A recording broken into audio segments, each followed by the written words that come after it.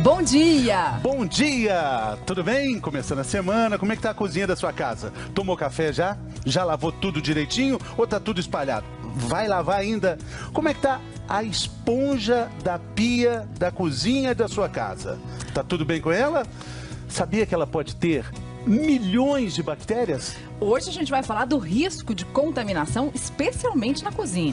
Para isso nós temos um consultor do programa, Dr. Caio Rosenthal, participando conosco. Bom dia, doutor, tudo bem? Bom dia, Fernando, bom dia, Mariana. Bom dia. Nós temos também um especialista no assunto, microbiologista, o Dr. Enio Alves da Silva, participando conosco. Bom dia, doutor Enio. Bom dia, Fernando, bom dia. Bem-vindo ao Bem-Estar. Agradeço a oportunidade de estar aqui. Ótimo.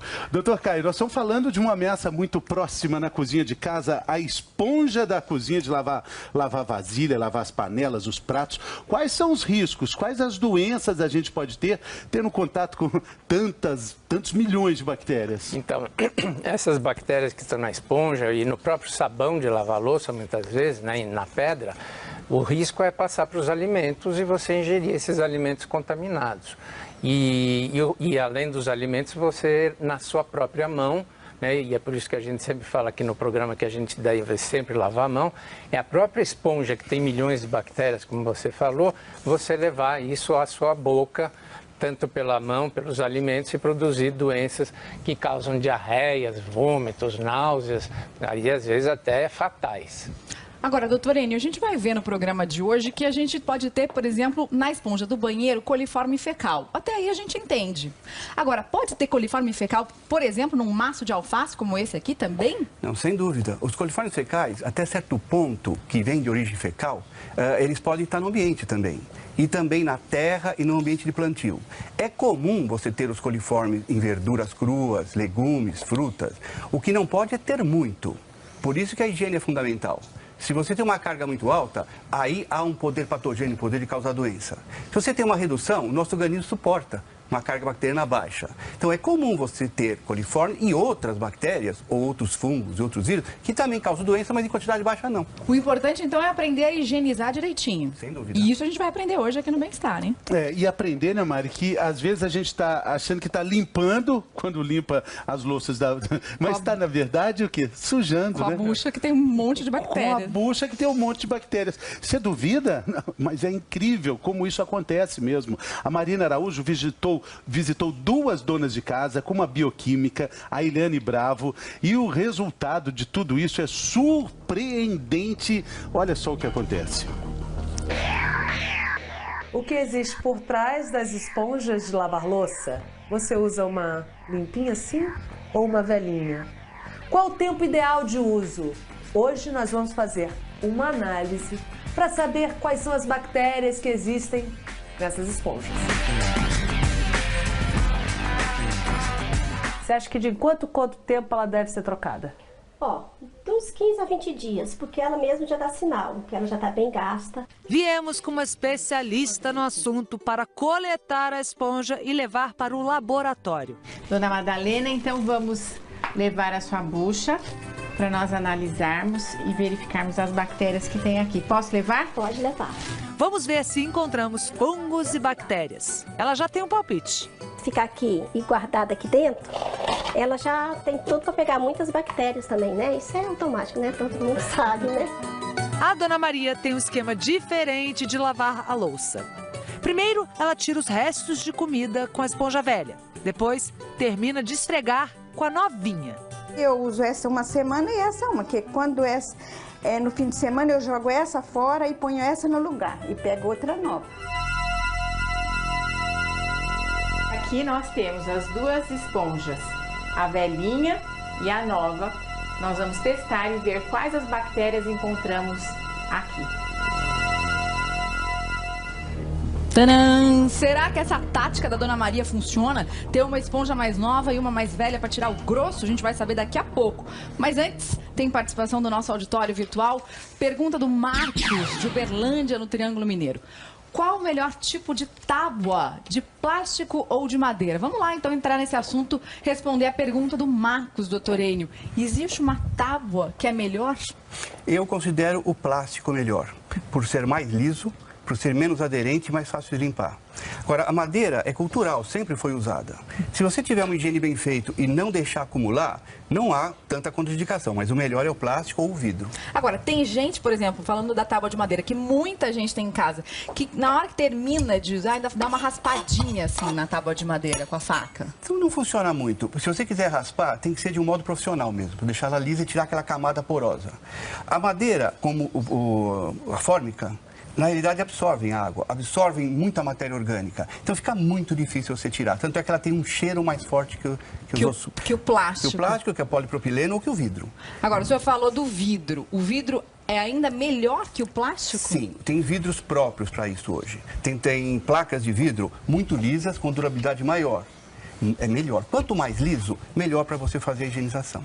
E a fórmica, que tem tanto suco quanto a madeira, tão porosa quanto a madeira, mas ainda tem risco? Tem um risco maior. Você percebe que a fórmica é uma camada superior. Então tem infiltração de água embaixo. Nessa infiltração, ela vai apodrecendo. Como é que você vai limpar lá dentro? Hoje está, inclusive, não recomendado fórmica em utensílios e móveis de cozinha. Antigamente era muito comum, né? Era muito comum, porque é liso, né? Mas hoje não. Eu não gosto muito de fórmica que a gente não tem usado. É mais plástico ou vidro. E, em último caso, a madeira bem trabalhada e bem higienizada. Tem mais uma pergunta sobre esse assunto? Vamos dar uma olhadinha aqui. Luan, de Maringá, no Paraná. Quando devemos trocar a tábua de cozinha? Por exemplo, a gente tem essa de plástico aqui, que já falamos que é um bom material, mas ela já está bem detonada, né? Sem dúvida. Tem uma outra situação muito importante. As tábuas, a superfície de manipulação, não é só o problema da contaminação biológica, bactérias, vírus, são os pedaços que podem soltar. Nós chamamos hoje de perigos físicos. Uma tábua de madeira com lascas, isso vai para o teu organismo, vai fazer um ferimento sério. A mesma coisa com o plástico. Então, o que é recomendável? Quando começar a formar esses sulcos, trocar. Essa daqui, então, já está na hora de descartar. Essa tá. O pessoal não descarta, mas já está na hora. Essa já está um pouquinho melhor, se você prestar atenção. Essa de plástico aqui, né? Ainda está mais lisa. Está mais lisinha, é verdade. Quanto tempo deve trocar? Depende do uso. Se as pessoas usam diariamente, vamos não falar em nossas casas, né? Mas você usa de um período mais curto, ela demora mais para desgastar. Agora, o senhor falou da higiene. A maior parte das pessoas termina de usar uma tábua de carne, faz assim, liga a água, dá uma passadinha de água assim, tá bom, já começa a cortar outro alimento aqui em cima. Isso não tem efeito algum em termos de segurança. A água, você está enxaguando algo que não está levando nada para fora. A água só tira resíduo, mas as bactérias estão ali. Então tem que lavar com detergente e bucha. O ideal é pegar esponja boa, nova, de preferência, com detergente líquido e lavar mesmo, exaustivamente. Tira resíduo, tira tudo e enxágua muito bem. E na hora que termina de usar? Na hora que termina de usar. Por que não pode deixar para depois? Porque você forma acúmulo de matéria orgânica, forma chamado biofilme, as bactérias continuam lá e grudam. E posteriormente a higiene é muito mais difícil. Muito mais. Bom, só para completar esse assunto aí, essa de vidro aí, Mari, olha só, essas cantoneiras, isso aí o que deve ter escondidinho aí nesses quatro cantinhos? Isso não é adequado, não. Ela deve ser lisa. Inclusive com a ponta arredondada para não ferir, né? Mas isso aí é um acúmulo. E como é difícil até de limpar isso aí, né? É difícil limpar. Eu não recomendaria esse tipo de vidro. Sem cantoneiras. Sem cantoneira. E também um vidro bem liso, né? Esse aí eu tô vendo que tem... Tá meio fosco. Meio fosco. Isso. Não é esse a placa de vidro ideal. Bom, e qual seria a bucha de vasilha, a bucha de limpar os utensílios domésticos na cozinha, na pia da cozinha ideal? Quantas bactérias você acha que tem na bucha da Dona Madalena? Madalena e Maria. Da Dona Maria. Vamos ver o resultado agora com a Marina Araújo? Agora nós voltamos à casa da Dona Madalena para dar o resultado. Tá ansiosa? Um pouco. 90 milhões de bactérias e 500 mil fungos. Acredita? Pode ser. Você imagina que tinha tantos tipos de micro-organismos ali dentro daquele negocinho desse tamanho? É possível. A gente que não acredita, né? Que não dá para ver mesmo. A nossa especialista explica que as bactérias e os fungos chegam à cozinha pelos alimentos. Tudo pode estar contaminado, inclusive com os coliformes fecais. Por isso, a higienização é de grande importância dentro da cozinha, não só nas esponjas, mas na pia, nas mãos, nos próprios utensílios, para que a nossa alimentação não seja contaminada por essas bactérias. Uma dica para acabar com as bactérias e fungos é ferver a esponja pelo menos 2 vezes por semana. A água vai borbulhar, porque ela vai chegar a 100 graus, ela vai ferver, e aí durante 5 minutos você deixa a esponja para que as bactérias que estejam ali possam morrer.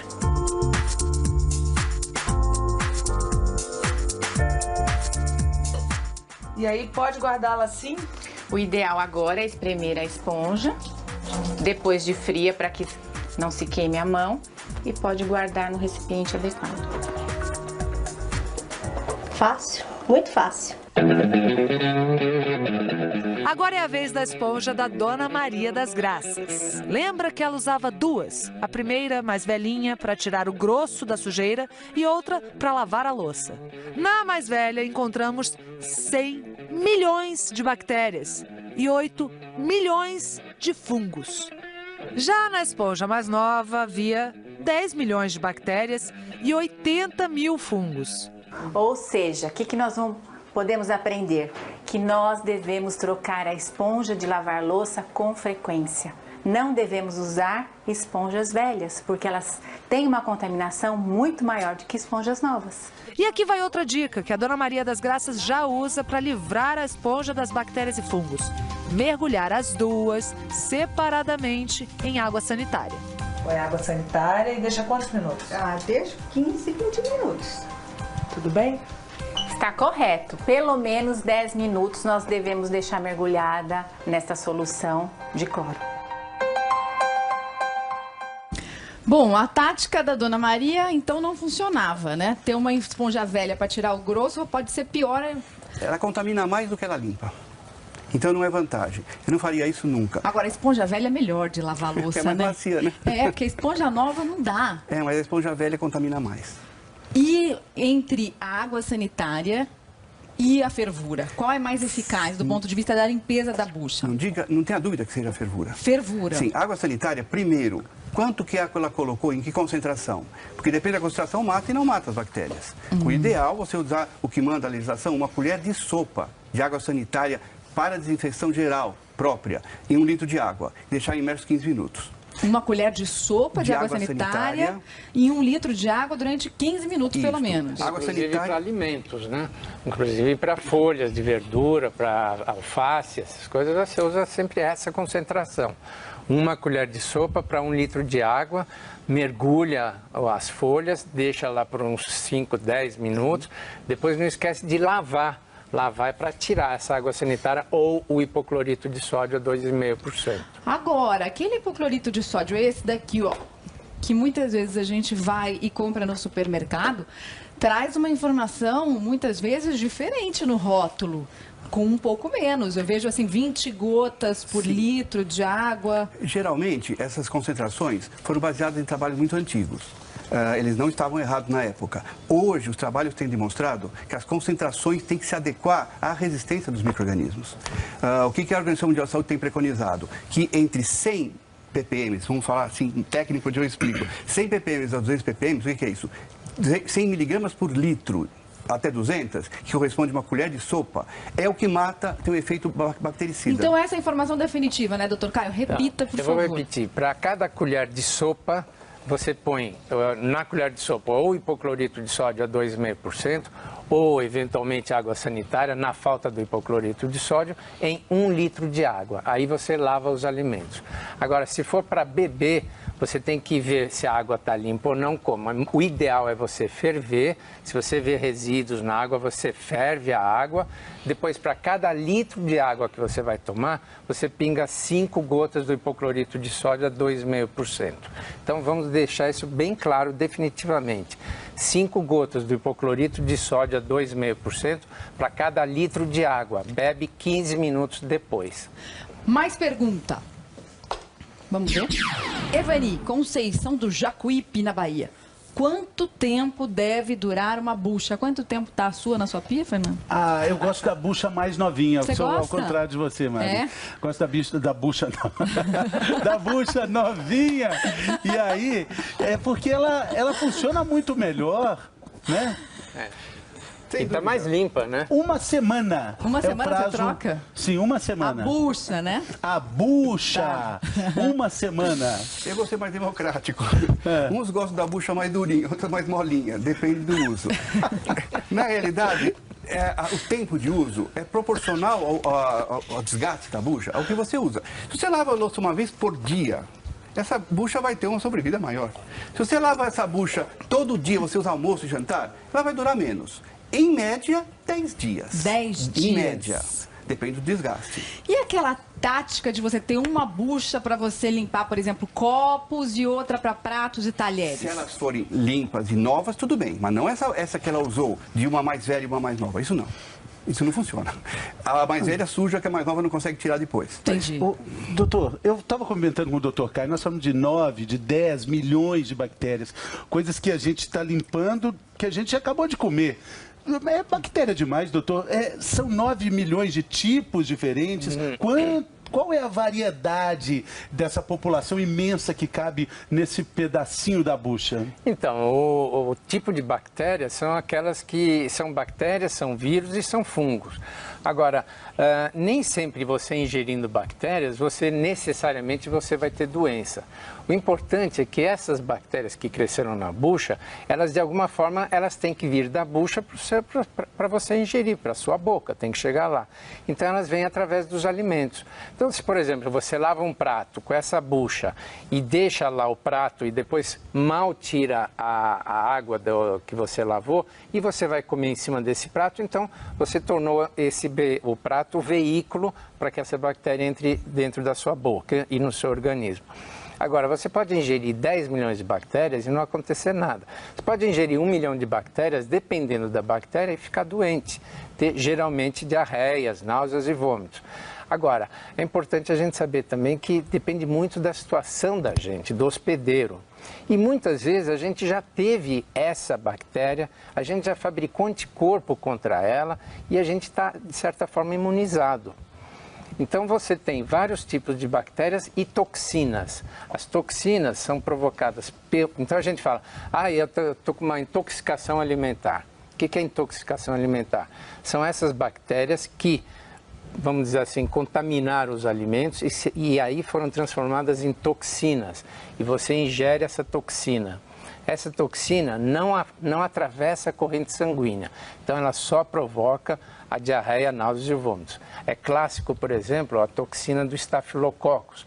Numa situação de epidemia, em um casamento, numa festinha, os cremes dos bolos, a cobertura do bolo, a maionese estragada, como a gente fala, são provocadas geralmente por toxinas causadas por Staphylococcus, provocando então situações epidêmicas. Você e mais 100 pessoas saem daquela festa com vômitos, vômitos e vômitos, causada, na maioria das vezes, por Staphylococcus. Agora, a das esponjas é importante a gente salientar que tem que chegar na boca da gente. Pode ter milhões e trilhões de bactérias na esponja, mas se você não ingerir, não acontece nada, deixa ela lá. Tem participação do nosso auditório virtual. Mais pergunta, doutor Caio. Fábia, as buchas podem ficar dentro de uma vasilha com água? A gente viu na casa da dona Madalena que ela guarda a esponja num potinho. Tem muita gente que faz aquilo. E o potinho fica fechado. Isso é o recomendado ou não? Não é. Tem um ditado que diz, a umidade é inimiga da sanidade. Quanto mais úmido, pior. Quanto mais seco, melhor. Quer dizer, é muito difícil numa bucha você conseguir guardar dentro de um pote fechado sem nenhuma umidade, né? Eu espremeria, deixaria sem fechar, que ela se seca automaticamente e produz menos multiplicação microbiana. E a gente sempre fala do fungo, né? Que o fungo gosta de calor, de umidade e de ambiente escuro. E aí que ele se prolifera melhor. Então, aquilo ali aquilo lá é um ambiente propício. Um ambiente melhor para o fungo. E esse daqui, que, por exemplo, que tem esse apoio que é furadinho, quando você espreme, ele acaba vazando a água. Então, é melhor. Melhor, ele funciona como quase, não chega a ser um filtro, mas como um depósito de água. Melhor. E daí a água não entra em contato com a bucha. A água tende a descer, tende a escorrer. É ideal. Precisa escorrer ela com a mão antes. Aquela dica tá valendo também, né? Espremer bem, né? Sem contar que o lixinho da pia fica sempre perto também, né? Nas imagens, tanto na casa da Dona Maria ou da Dona Madalena, o lixinho tá ali. Também onde é que vai ficar o lixinho, né? E você aperta o lixo, né? Você aperta para caber mais, né? E depois você vai lavar o prato. Tem um agravante também nas esponjas. Não é só a contaminação microbiana. Veja essa esponja nova, a diferença de uma esponja velha. O que está acontecendo na esponja usada? Está soltando pedaços. Esse pedaço você acaba ingerindo sem querer. Isso se torna também uma condição de perigo físico, que a gente chama. Ingerir isto pode causar alguma lesão. Então, essa já está totalmente inadequada. Agora, estão me perguntando aqui, o detergente não mata a bactéria? Não. O detergente tem um efeito limpante, só escorrega. A maioria pode sair por escorregar, por ser não eliminada por morte, e sim por efeito físico. Mas o detergente não é um desinfetante, a não ser que seja um detergente industrial programado para ser higienizador e desinfetante ao mesmo tempo. Então a dica é ferver a bucha por 5 minutos, pelo menos, deixar ali na fervura, uma vez por dia. Se usar muito, sim. Se não, no máximo uma vez cada 3 dias. Muito bem.